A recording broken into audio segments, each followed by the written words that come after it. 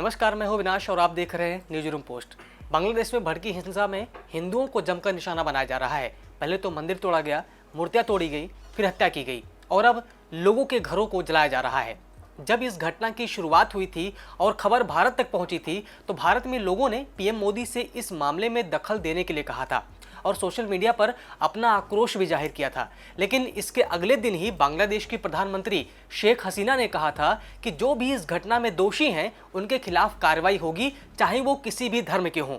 लेकिन उस वक्त शेख हसीना ने भारत के लोगों को भी नसीहत दी थी और भारत में ऐसा कुछ भी ना किया जाए जिससे यहाँ पर हिंदुओं के खिलाफ माहौल और खराब हो, ऐसा उन्होंने कहा था। हालांकि भारत में ऐसा कुछ भी नहीं किया गया या फिर ऐसा कोई बयान नहीं आया कि हंगामा मचे या फिर सौहार्द बिगड़े, लेकिन फिर भी बांग्लादेश में हालात बिगड़ते चले गए।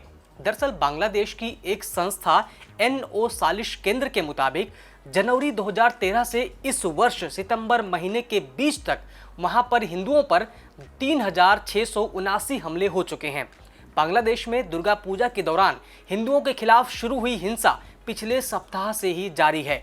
मुस्लिम कट्टरपंथी हमलावरों के एक समूह ने हिंसा में हिंदुओं के 66 घरों में तोड़फोड़ कर दिया और करीब 20 घरों को आगे के हवाले भी कर दिया। अभी तक सिर्फ यही जानकारी मिली है कि एक फेसबुक पोस्ट से अफवाह फैली कि गांव के एक हिंदू व्यक्ति ने धर्म का अपमान किया है। इसके बाद से ही हिंदू लोगों को टारगेट किया जाने लगा। इतना ही नहीं, तस्लीमा नसरीन ने भी बांग्लादेश के हालात पर अपनी बहुचर्चित पुस्तक लज्जा की याद दिलाई। उन्होंने आग में धधकते हिंदू गांव की तस्वीर शेयर करते हुए ट्वीट किया, लज्जा आज भी प्रासंगिक है। इतना ही नहीं, तस्लीमा नसरीन ने कहा कि मैं समझ नहीं पाती हूं कि अपने देश की अल्पसंख्यक आबादी का समर्थन करने वाले भारतीय मुझसे नफरत क्यों करते हैं जब मैं अपने देश की अल्पसंख्यक आबादी का समर्थन करती हूं। तस्लीमा नसरीन ने कहा कि बांग्लादेश जिहादिस्तान बनता जा रहा है, यहाँ मदरसे नफरत फैला रहे हैं। उन्होंने ये भी कहा, प्रधानमंत्री शेख हसीना को अच्छी तरह से पता है कि दुर्गा पूजा के समय हमेशा हिंदुओं पर जिहादियों के हमले का खतरा रहता है, तो उनकी सुरक्षा के उपाय क्यों नहीं किए गए थे।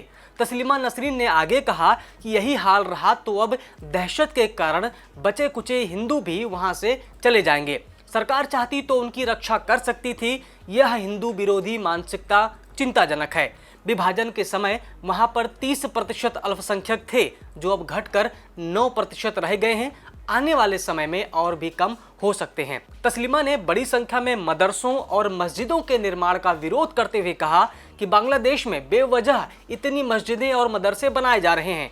मजहबी उपदेशों का चलन बढ़ गया है जो अनपढ़ गरीबों को इस्लाम के नाम पर कट्टरपंथी बना रहे हैं। यहाँ गौर करने वाली बात यह भी है कि भारत में अल्पसंख्यकों के अधिकारों की आवाज उठाने वाले बांग्लादेश में हिंदुओं पर हो रहे लगातार हिंसक हमलों पर चुप हैं, जो वहां पर अल्पसंख्यक ही हैं। पश्चिम बंगाल की सीमा बांग्लादेश से सटी है। बांग्लादेश के हिंदुओं की पश्चिम बंगाल से काफी नजदीकियां हैं, लेकिन मुख्यमंत्री ममता बनर्जी ने एक शब्द भी नहीं बोला है।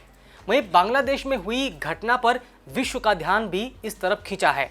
बांग्लादेश में संयुक्त राष्ट्र के रेसिडेंट कोऑर्डिनेटर मिया सेप्पो ने कहा है कि सोशल मीडिया पर हेट स्पीच की वजह से बांग्लादेश में हिंदुओं पर हुए हालिया हमले संविधान के मूल्यों के खिलाफ हैं और इसे रोकने की जरूरत है। हम सरकार से अल्पसंख्यकों की सुरक्षा और निष्पक्ष जांच सुनिश्चित करने की गुजारिश करते हैं।